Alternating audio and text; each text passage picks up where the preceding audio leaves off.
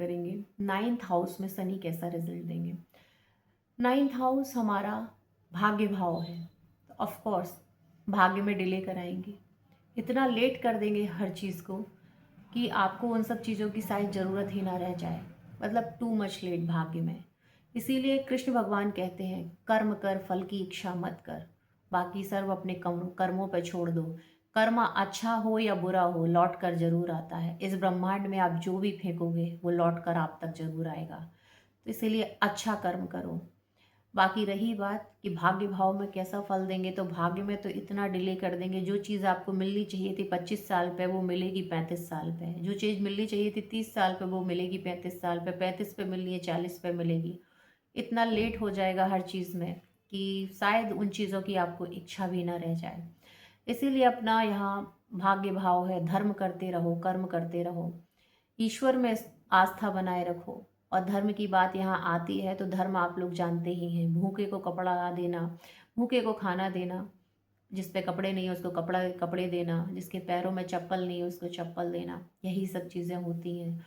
कोई पक्षी जानवर आपके सामने अगर उम्मीद लगाए है कि इसको इलाज चाहिए तो उसे इलाज देना, खाना चाहिए तो खाना देना, अगर उसे शेल्टर चाहिए तो शेल्टर देना, ये सब चीज़ें होती हैं, धर्म के अंदर आती हैं। तो आप अपना भाग्य जगा लोगे, जो चीज़ शायद आपको डिले करने वाले थे वो पहले ही दे दे, क्योंकि वो न्यायाधीश हैं, क्रूर भी हैं, लेकिन थोड़े से पिघल जाएंगे।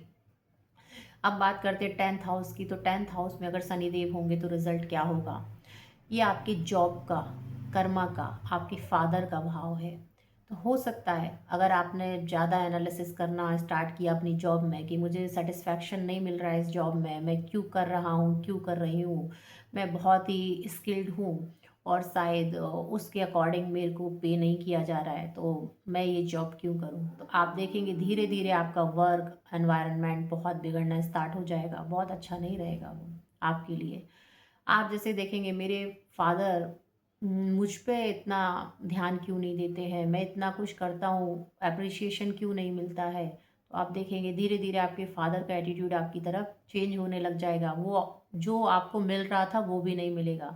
तो ऐसे ही है, जॉब हो, आपके फादर हो, आपका कर्मा हो, आपको नो डिमांडिंग एटीट्यूड रखना है। जहाँ पर शनि बैठे हैं एप्रिसिएशन तो भूल ही जाइए कि जैसे आपने जो काम किया है किसी एमएनसी में या पब्लिक सेक्टर हो या प्राइवेट सेक्टर हो, जहाँ भी कोई काम किया है कि मुझे अप्रिसिएशन मिलेगा, शनि जहाँ होते हैं वहाँ अप्रिसिएशन नहीं होता। वो आपको इतना मैच्योर कर देते हैं कि आप सिर्फ कर्म पे ध्यान देते हो, आप नहीं सोचते कि कोई मेरे बारे में अच्छा सोचेगा बुरा सोचेगा। और यही एटीट्यूड अगर आप रखेंगे तो अपनी लाइफ में बहुत आगे जाएंगे। अगर आपका एटीट्यूड हुआ बहुत ज़्यादा सीए बनने का, एनालिसिस करने का, ओवर इन्वेस्टिगेट करने का चीज़ों को, तो आप नहीं कर पाएंगे। आपके शनि धीरे धीरे करके अशुभ फल देना स्टार्ट कर देंगे। आप ऑर्गेनिक रहिए, नेचुरल रहिए, बहुत ज़्यादा जो काम आपको करना है बस आप ईमानदारी से ऑनेस्टी के साथ करिए, आप देखेंगे वो आपको अच्छा ही रिजल्ट देंगे। अब हम लोग बात करते हैं शनि अगर 11th हाउस में हो तो क्या होगा। 11th हाउस किस चीज़ का है, इनकम का है, सोशल मीडिया का है, डिजिटल प्लेटफॉर्म का है।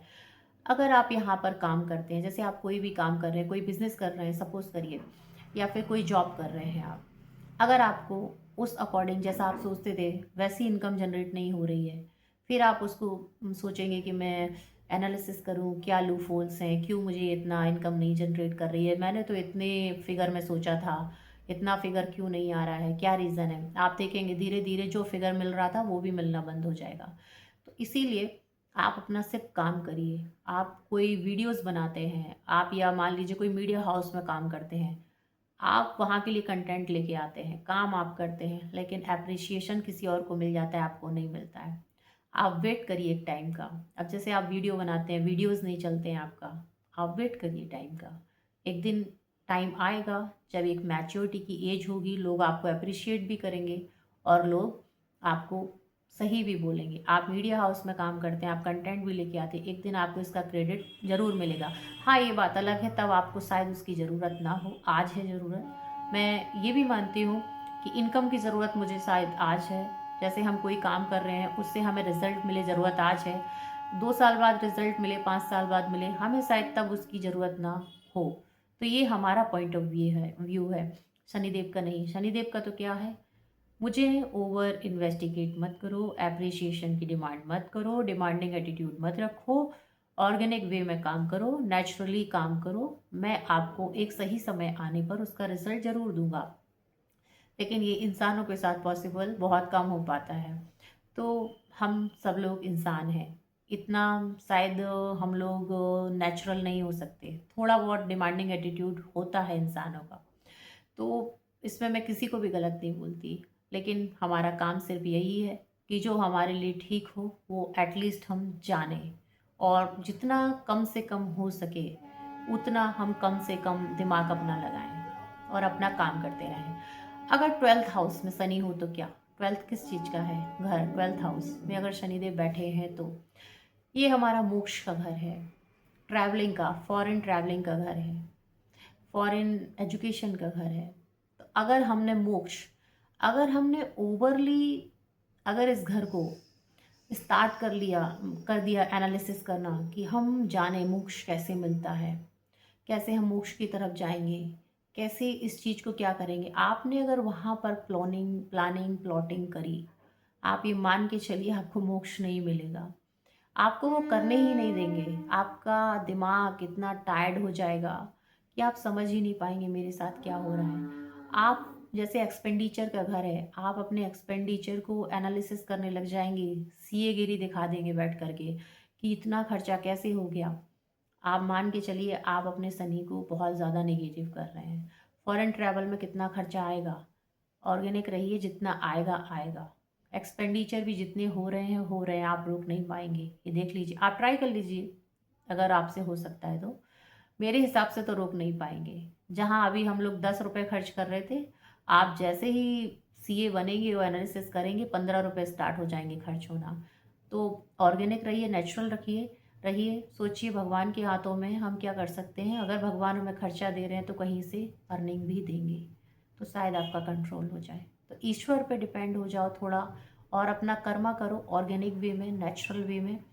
किसी भी चीज़ को प्लानिंग प्लॉटिंग डिमांडिंग एप्रिसिएशन के तौर पे मत देखो, क्योंकि वो शनिदेव, ये चीज़ें गलत नहीं है, मैं इनको गलत नहीं बोल रही हूँ, लेकिन शनिदेव का न्याय ऐसा ही है, इसमें हम और आप कुछ कर नहीं सकते हैं। मैंने सिर्फ उनका आपको एटीट्यूड बताया है कि वो कौन सा एटीट्यूड कैरी करते हैं।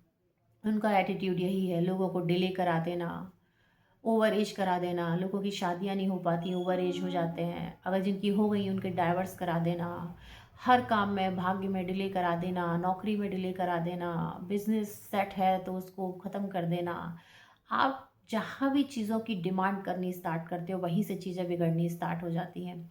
तो ऐसे ही मोक्ष का भी है, अगर आपको मोक्ष चाहिए, धर्म करिए, कर्म करिए, परमात्मा में लीन कर रहिए। सोचिए मत मैं कि ये जो मैं काम कर रहा हूँ मोक्ष के लिए कर रहा हूँ। तो होप सो आपका सब कुछ अच्छा हो जाए। जैसे कि कृष्ण भगवान ने कहा है, मैं रिपीट करूँगी, एक बार पहले भी बोला है, दोबारा बोल दूँ, कर्म कर, फल की इच्छा मत कर, बस। ओम नमः शिवाय।